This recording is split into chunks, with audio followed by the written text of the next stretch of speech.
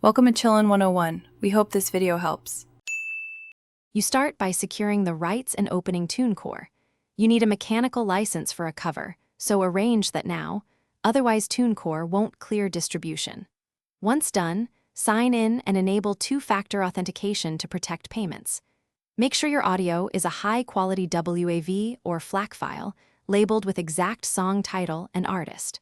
Also prepare accurate metadata and artwork to prevent processing delays. Now proceed to the release page to begin uploading your track and entering release details. You will now build the release step by step. First, pick release type and territories because distribution timing and stores depend on those settings. Next, upload your master file and explicitly mark the track as a cover. Enter the original artist and songwriter credits so royalties route properly. If you have an SRC, add it. Otherwise, Tunecore can generate one. Then complete all metadata fields, songwriters, publishers, genre, and explicit content flags, since accurate metadata prevents withholding and delays. Finish by choosing stores and verifying payment and publishing splits so you actually receive royalties. Double-check fees and delivery options before hitting submit.